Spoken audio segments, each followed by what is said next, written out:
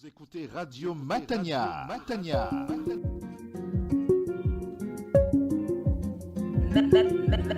Matania Radio. Auditeurs de Radio Matania, c'est l'Avent, la période qui couvre les semaines précédant la parousie, la naissance du Seigneur Jésus-Christ, l'avènement du Seigneur Jésus-Christ.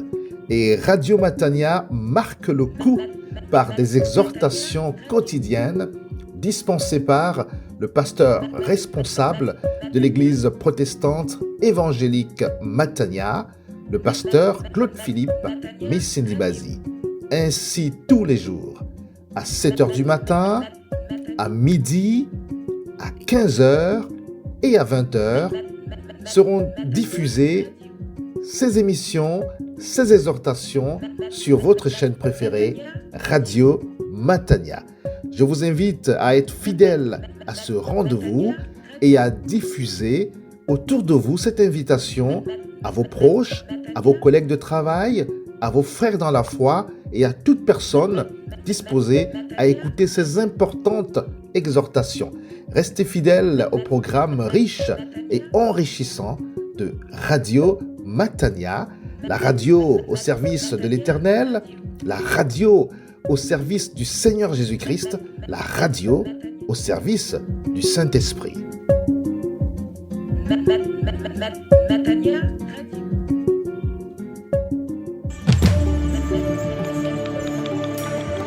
Une méditation de l'Avent.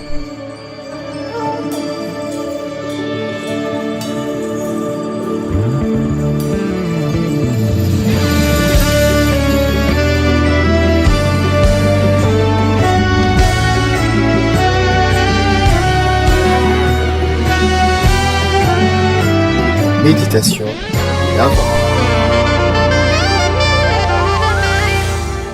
Béni soit Dieu notre Père qui nous a bénis de toute bénédiction spirituelle dans le lieu céleste en Christ. Bonjour frères et sœurs, que le Seigneur soit avec vous. En ce 7e jour de l'Avent, voici donc la parole de Dieu. Nous allons lire 2 textes qui pourront peut-être ne pas être pour certains appropriés à Noël, par rapport à la fête de Noël et en ce temps de l'Avent, mais pourtant la pensée biblique y est et nous voulons croire que le Saint-Esprit va aussi nous parler. Lisons d'abord dans Lévitique chapitre 1, versets 1 à 2 et ensuite Ezra chapitre 9, verset 6. Lisons la parole de Dieu et accueillons-la. L'Éternel appela Moïse de la tente d'assignation, il parla et dit, parle aux enfants d'Israël et dis-leur, lorsque quelqu'un d'entre vous fera une offrande à l'Éternel, il offrira du bétail, du gros et du menu bétail. Esra chapitre 9, verset 6, je dis, mon Dieu, je suis dans la confusion et j'ai honte, ô mon Dieu, de lever ma face vers toi, car nos iniquités se sont multipliées par dessus nos têtes et nos fautes ont atteint jusqu'aux cieux. Amen. Prions le Seigneur. Père, dans le nom de Jésus, merci de nous accorder ta grâce et la puissance de ton esprit pour comprendre, vivre ta parole et t'adorer en esprit et en vérité au nom de Jésus-Christ. Amen. Quel est le rapport donc avec Noël? Réfléchissez-y. D'abord, j'aimerais vous rappeler que le système sacrificiel d'Israël révèle des vérités sur Dieu. Ce livre donc de Lévitique est un livre intéressant et puissant pour nous parler de Jésus et de son sacrifice. D'abord, il nous fournit un lien significatif avec Noël. Rappelez-vous que le système sacrificiel, donc lévitique, révèle 4 grandes vérités sur Dieu. D'abord, Dieu est saint. Appliqué à Dieu, cela signifie qu'il est parfait. Tout ce qu'il est, dit et fait est juste. Ses actions sont justes et pures et dépourvues de toute forme de mal. Il n'y a en lui ni tache ni défaut. Il est sans péché. Ensuite, souvenez-vous que la sainteté de Dieu exige la peine de mort pour le péché. Puisque Dieu est sans péché, il ne peut tolérer le péché. C'est un affront à sa sainteté. Dieu a décrété que la désobéissance à son égard entraînerait la mort. Genèse chapitre 2, verset 17. Puis nous savons également que Dieu est prêt à accepter une mort temporaire, un sacrifice en remplacement du pécheur. Une image donc de transfert se produit lorsque la personne pénitente place ses mains sur la tête de l'animal sacrifié. La vie de l'animal est symboliquement substituée à celle du pécheur. Et le Lévitique chapitre 1 verset 4 nous dit, il sera accepté en ton nom pour faire l'expiation pour toi. Or, nous savons que des milliers de sacrifices d'animaux multipliés n'effaceront jamais un seul péché. Il est impossible que le sang des taureaux et des boucs enlève les péchés, nous dit Hébreux chapitre 10 verset 4. Puis, nous devons retenir que la grâce de Dieu permet de retarder le jugement final jusqu'à ce qu'un sacrifice parfait soit présenté. Le système lévitique nécessitait toujours plus de sacrifices. La grâce était accordée jusqu'à ce qu'un sacrifice pur et éternel soit jugé digne. Ouf, j'ai envie de dire ouf, merci Seigneur Jésus-Christ, tu es ce sacrifice et tu es ce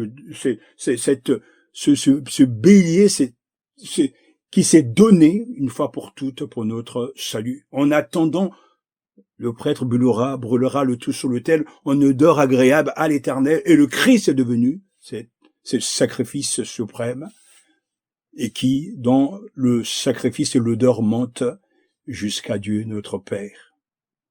Et ces 4 vérités, frères et sœurs, ont une grande influence sur Noël.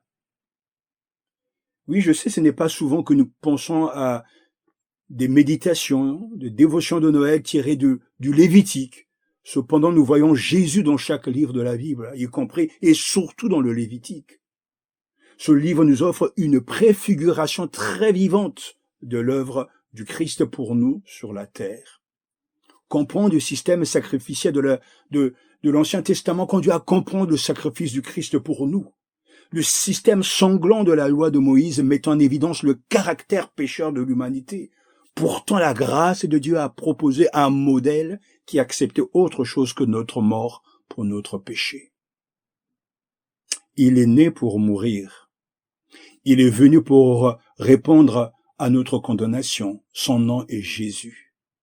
Et de ce côté-ci de l'éternité, tout a commencé dans une crèche à Bethléem. La Bible nous dit, Marc chapitre 10 verset 45, « Car le Fils de l'homme n'est pas venu pour être servi, mais pour servir et donner sa vie en rançon pour beaucoup. » Réécoutons ce verset, « Car le Fils de l'homme lui-même n'est pas venu pour être servi, mais pour servir et donner sa vie en rançon pour beaucoup. » Face à un tel don, à une telle puissance de vie, de grâce, nous ne pouvons que nous agenouiller et dire ce que nous venons d'entendre dans le livre d'Esdras, chapitre 9, verset 6, et j'ai dit, « Mon Dieu, je suis dans la confusion, et j'ai honte, ô mon Dieu, de lever ma face vers toi, car nos iniquités se sont multipliées par-dessus nos têtes, et nos fautes ont atteint jusqu'aux cieux. Oh, mais le Fils de l'homme n'est pas venu pour être servi, mais pour servir et donner sa vie en rançon pour beaucoup. » Telle est la bonne nouvelle que Dieu nous donne aujourd'hui. Le Fils de l'homme n'est pas venu pour être servi, mais pour servir et donner sa vie en rançon pour beaucoup.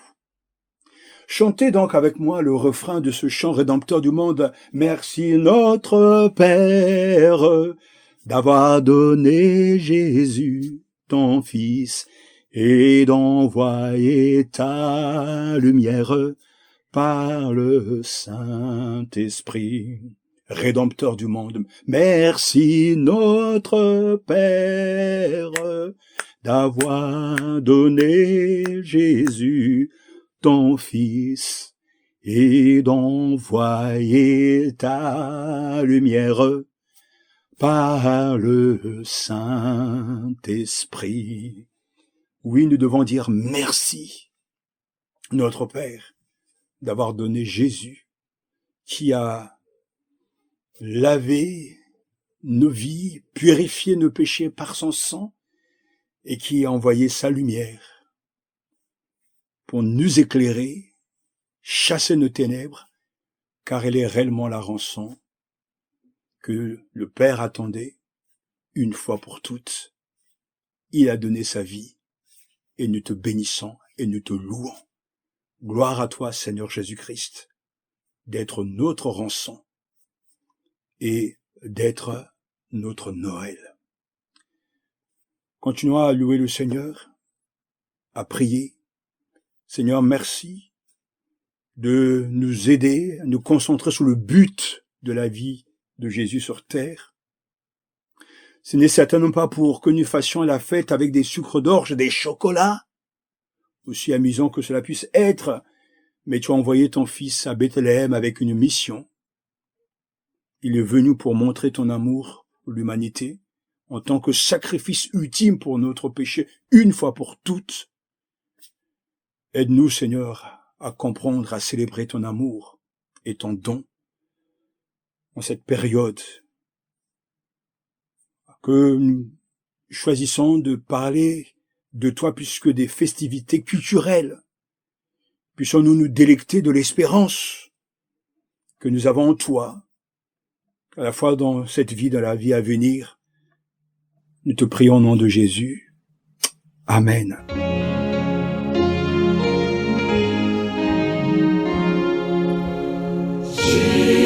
Jesus, precious